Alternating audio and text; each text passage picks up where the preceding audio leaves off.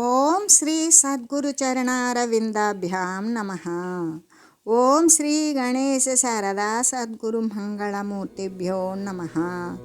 ఓం నమో భగవతే వేదవ్యాసాయ నమః. ఓం నమః ప్రణవార్థాయ శుద్ధజ్ఞానైకమూర్తయే నిర్మలాయ ప్రశాంతాయ దక్షిణామూర్తయే నమః.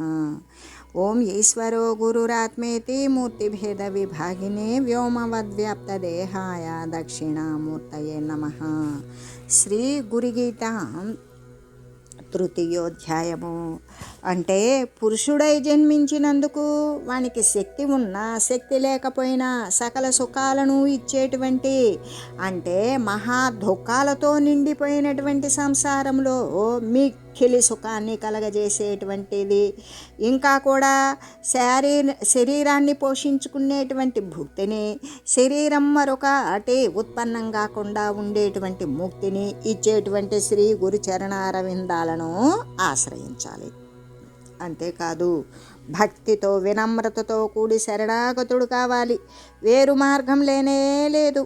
శరీరం మీద ఎవడైతే అభిమానం ఉంచుతాడో ఈ శరీరము సత్యము, ఈ దృశ్యము నిత్యము అని భావించేటువంటి వాడు సంసార సముద్రము అంటే ఈ శరీరాల యొక్క రాకపోకలను ఎప్పటికీ కూడా అరికట్టుకోలేడు అనే చెబుతూ, అంటే ఇక్కడ శ్రీ గురుదేవుడే నావను నడిపేటువంటి వాడు. అంటే ఆ నావ ఏంటి అంటే శ్రీ గురుదేవుని యొక్క ఉపదేశమే నావ. అందుకే శ్రీ గురుదేవుడే ఈ సంసార సముద్రాన్ని దాటవేయగలిగినటువంటి నావికుడు కాబట్టి ఆయననే మరి ఉన్నవాడే శరణాగతుడే. శ్రీ గురువాక్యాన్ని గనక ఎవడైతే నిరంతరం అభ్యాసం చేస్తూ ఉంటాడో సులభంగా భవతరణం అనేటువంటిది వాడు మాత్రమే పొందుతూ ఉన్నాడు.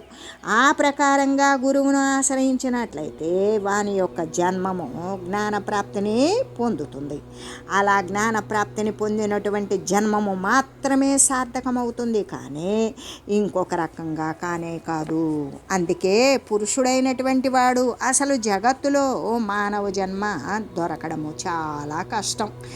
ఒకవేళ మానవ జన్మ దొరికినా కూడా అందులో పురుషుడై పుట్టడంట.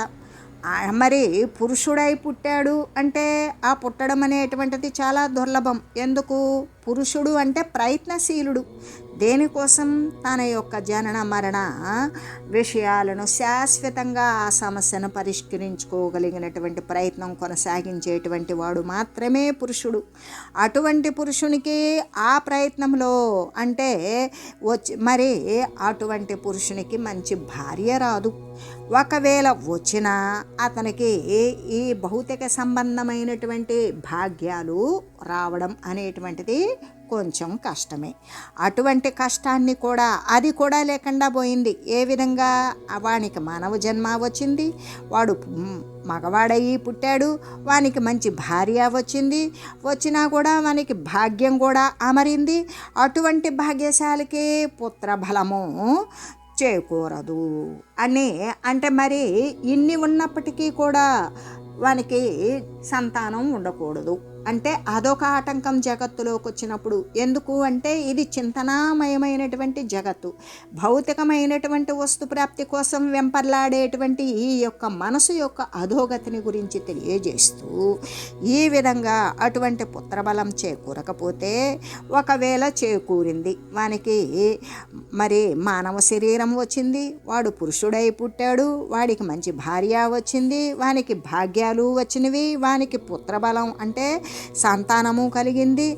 అలా కలిగినప్పుడు ఇక ఒకవేళ భాగ్యశాలికి పుత్ర బలము చేకూరదు, చేకూరిన వితరణ చేరుటరుదు.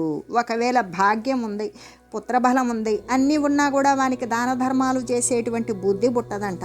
కానీ ఇక్కడ వీనికి మనం చెప్పుకునేటువంటి ఇక్కడ కర్తకి అటువంటి వితరణ అనేటువంటిది కూడా ఉన్నది. ఆ వితరణ ఉన్నప్పుడు ఏమైంది అంటే ఆ వితరణ ఉండిన వెలయు శాంతము సున్నా.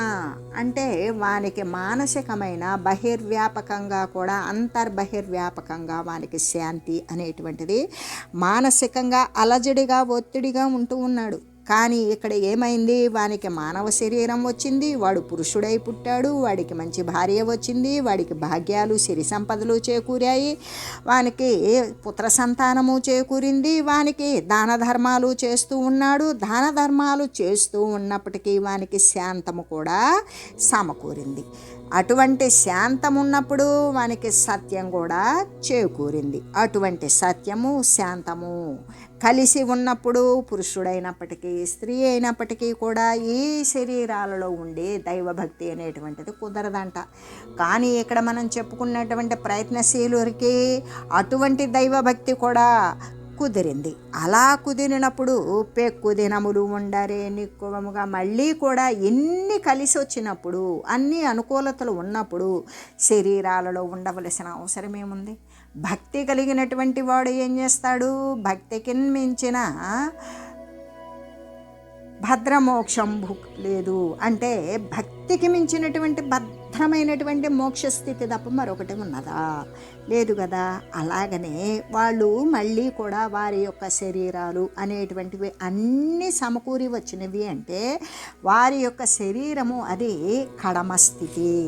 అందుకే ఆ కడమస్థితిని పొందినటువంటి స్థితి కేవలం శ్రీ గురుదేవుని యొక్క శరణాగత తత్వం ద్వారా జ్ఞానాన్ని పొంది, జ్ఞానం ద్వారా అభ్యాసం చేసి వాళ్ళు ఆ అభ్యాసం ద్వారా వారు పొందవలసినటువంటి మార్గాన్ని వారే నిర్ణయించుకున్నారు. కాబట్టి అటువంటి పురుషుడు శక్తి అయినా శక్తి లేకపోయినా సకల సుఖాలను ఇచ్చేటువంటి మహా దుఃఖాలతో నిండిపోయినటువంటి దానిని కూడా హరింపజేసి మరి పరమ సుఖాలను ఇవ్వగలిగినటువంటి పరమపద తత్వాన్ని అందించేటువంటి శ్రీ గురుదేవుని యొక్క పాదార విందాలను ఆశ్రయించినటువంటి పురుషుడే పురుషుడు.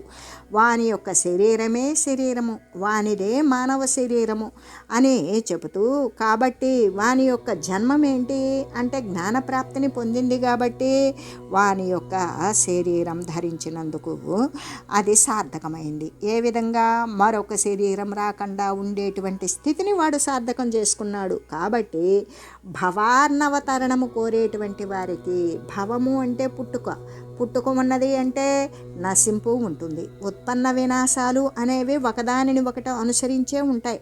మరి ఆర్ణవము అంటే ఇక్కడ సముద్రము. సంసారాన్ని సముద్రంగా ఎందుకు పోల్చారు అంటే సముద్రంలో అలలు ఏం చేస్తాయి? ఎల్లప్పుడూ ఉండేటువంటిది సముద్రము అంటేనే జలనిధి. ఆ జలములో పుట్టినటువంటి అలలు తీరం దాకా వచ్చి మళ్ళీ వెళ్ళిపోయి, మళ్ళీ వచ్చి మళ్ళీ వెళ్ళిపోయి, ఈ విధంగా మహాప్రళయం వరకు కూడా దాని యొక్క కొనసాగింపు ఎడతెరిపి లేకుండా అవి అలలు వస్తూనే పోతూనే ఉంటాయి. అలాగే మరి ఎందుకు ఈ విధంగా అంటే శరీరాలను అంటే అనేక కోరికల ఫలితంగా వచ్చినటువంటి ఉపాధుల యొక్క హెచ్చు తగ్గుల వ్యత్యాసముతో ఉన్నతమైన నీచమైనటువంటి కోరికల చేత, వాసనల చేత వాడు మానవ దేహం నుండి నికృష్టమైనటువంటి నీచమైన క్రిమికీటకమైనటువంటి జన్మలను కూడా ఉపాధులను కూడా పొందుతూ ఉన్నాడు. అంటే వాని యొక్క వాసనామయమైనటువంటి జీవనం. ఆ జీవనంలో వాడు పుణ్యాల కొద్దీ పుణ్యమైన శరీరాలను ధరిస్తాడు, పాపాల కొద్దీ మరి నీచమైనటువంటి శరీరాలను ధరిస్తాడు. ఈ విధంగా అంటే జలనిధిలోని అలలు వస్తూ పోతూ ఉన్నట్లుగానే ఈ యొక్క జగత్తునందు వీని యొక్క శరీరాలు, ఉపాధులు అనేటువంటివి వస్తాయి, కొనసాగుతాయి, పోతాయి. మళ్ళీ అంతే, మళ్ళీ అంతే, మళ్ళీ అంతే. అంటే అవి మళ్ళీ మళ్ళీ కూడా వస్తూ పోతూ ఉంటాయి. కాబట్టి దానిని సముద్రంతో పోల్చి మరీ చెప్పారు అని చెబుతూ, అంటే అటువంటి భవార్ణవతరణము, మరి అటువంటి సంసార సముద్రాన్ని దాటాలి అంటే వాడు ఓడను ఆశ్రయించాలి. అదే సంసారాన్ని తరించాలి అంటే సద్గురువుని ఆశ్రయించాలి. ఆ విధంగానే భవార్ణవతరణాన్ని కోరేటువంటి వారికి గురుపాదార విందమే దృఢమైనటువంటి నౌకగా ఉన్నది. అది మాత్రమే సంసార సముద్రాన్ని దాటవేస్తుంది. కాబట్టి శ్రీ గురుదేవుని యొక్క సమాశ్రయణము చేత శ్రీ గురుదేవుని ఎవరైతే ఆశ్రయించి గురుపాదాలను నమ్మి ఎవరైతే ఉంటారో అటువంటి వారి యొక్క ప్రయోజనాన్ని గురించి ఇప్పటిదాకా చెప్పుకున్నాం అని చెబుతూ, ఇంకా కూడా ఎలా సదాయురారోగ్యం మపరమూర్తిం విద్యాం యశస్వర్గ సుఖంచ మోక్షం. అంటే ఎలా ఉంటుంది? ఎల్లవేళలా కూడా శ్రీ గురుదేవుని ఆశ్రయించినటువంటి వాని యొక్క ప్రయోజనాన్ని గురించి విచారిస్తే ఎల్లవేళలా ఆయుష్ అధికమై ఆరోగ్యంతో కూడుకొని అపారమైనటువంటి మంచి మూర్తిమత్వము కలిగి విద్య కలిగి కీర్తి కలిగి స్వర్గసుఖాలను పొంది ఆనందిస్తూ మరి కడపట చిట్ట చివర మోక్షాన్ని కూడా పొందుతాడు శ్రీ గురుపాదాలను ఆశ్రయించినటువంటి వాడు అని చెబుతూ, అంతేకాదు ఫలాని సర్వాణి నరసమాప్తం కథం సమర్థో గురునా విహీన. ఇవన్నీ కూడా శ్రీ సద్గురుమూర్తి యొక్క చరణారవిందాలను నమ్మి శ్రీ గురుదేవుడు బోధించినటువంటి జ్ఞానోపదీక్షను స్వీకరించి ఆ ప్రకారం అభ్యాసం చేస్తూ బ్రహ్మానుసంధానం చేసినటువంటి వానికి మాత్రమే ఇవన్నీ సమకూరుతాయి. అది గనక లేకపోతే ఇక గురువు గనక గురుదేవుని పట్ల భక్తి కానీ గురుచరణాలను ఆశ్రయించడం కానీ లేనటువంటి వానికి దీనికి పూర్తి వ్యతిరేకంగా ఏమీ లేని కడు దరిద్రుడే శరీరాలను తెచ్చుకుంటూ వదులుతూ ఉండేటువంటి సంసార సముద్రంలోనే మునిగి ఉంటాడు అని చెబుతూ, ఇవన్నీ కూడా దేనివల్ల కలుగుతూ ఉన్నవి అంటే శ్రీ గురుదేవుని యొక్క కరుణ చేత మాత్రమే కలుగుతూ ఉన్నది అని తెలియజేస్తూ, అత్యంత చిత్తపక్వస్య శ్రద్ధాభక్తి యుతస్య చ ప్రవక్తవ్యమిదం దేవి మమాత్మ ప్రీతయే సదా అని. అంటే పరమశివుడు అంటే ఆ మహేశ్వరుడు శ్రీ పార్వతీమాతను ఉద్దేశించి చెప్తూ ఉన్నారు. ఏమని? ఓ పార్వతి, మలిన వృత్తులు నశించి పరిశుద్ధమైనటువంటి మనఃపక్వము కలిగి శ్రద్ధ భక్తితో కూడుకొని ఉన్నటువంటి వానికి ఈ గురుగీతా తత్వం బాగా బోధించాలి.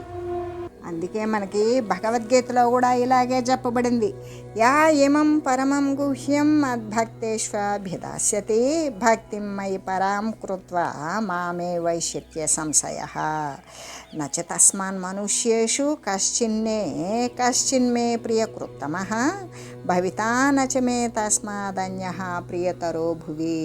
అంటే విశాలమైనటువంటి భావంతో పరమ భక్తులు మాత్రమే ఉంటారు అని తెలియజేస్తూ, అటువంటి శ్రద్ధ భక్తి కలిగినటువంటి వానికి ఈ గురుగీతా తత్వాన్ని బాగా బోధించాలి. గురుగీత అంటే మానవునికి గీయబడినటువంటి ప్రకృతిపరమైనటువంటి గీతను చెరిపివేసి పరమపదమైనటువంటి గీతను గీసినప్పుడు వాడు పరమపద స్థితినే పొందుతాడు. అటువంటి బోధ ఎక్కడ ఉన్నది అంటే శ్రీ గురుగీతా తత్వంలో.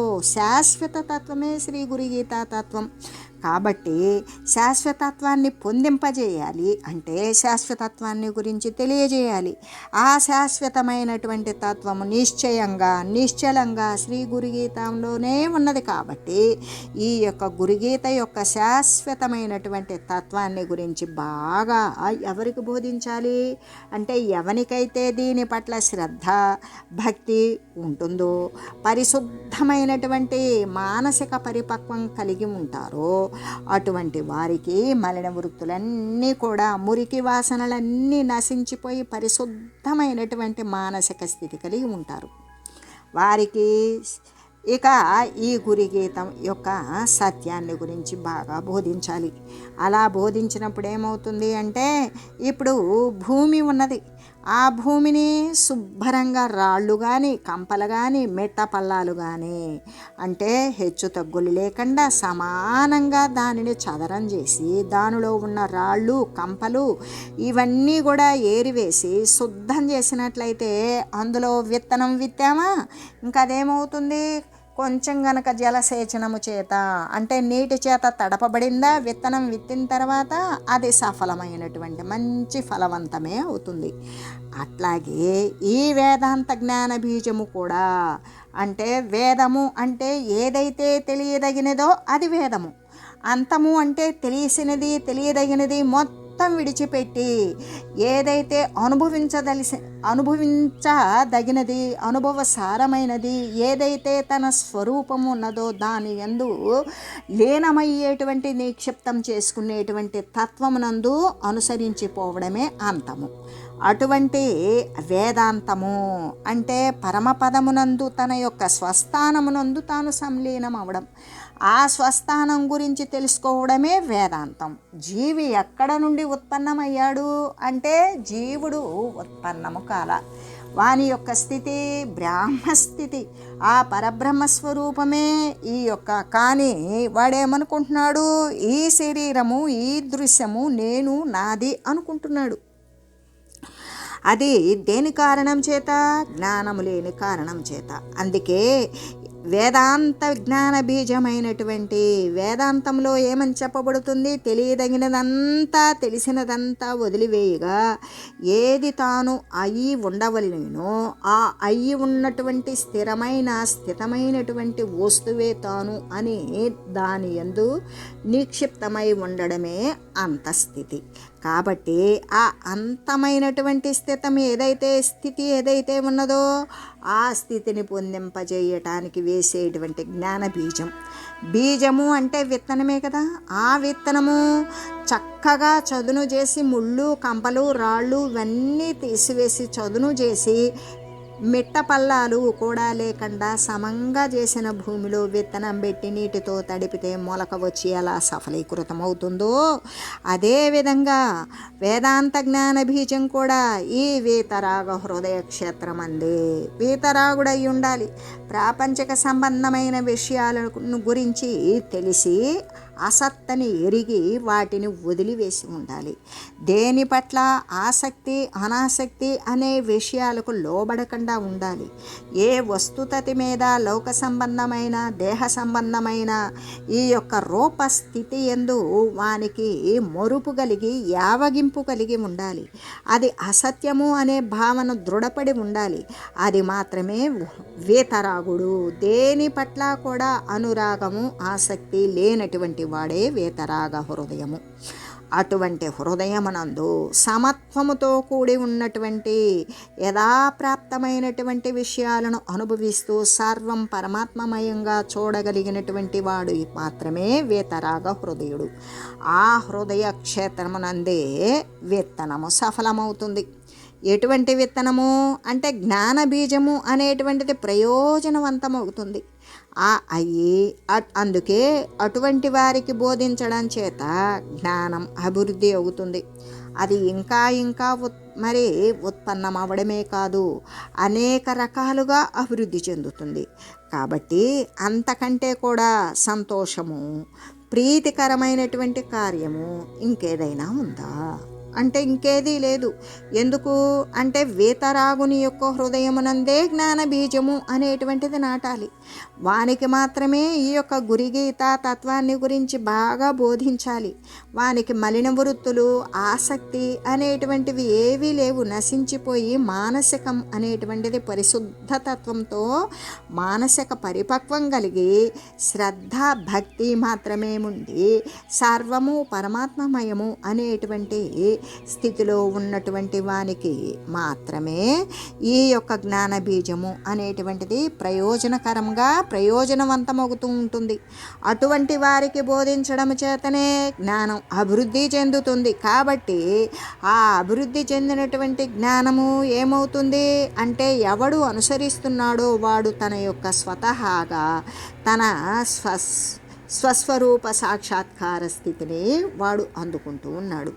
ఆ పరమపద స్థానాన్ని పొంది ఉంటున్నాడు. నిత్య నిరతిశయానంద స్థితిని వాడు పొందగలుగుతున్నాడు.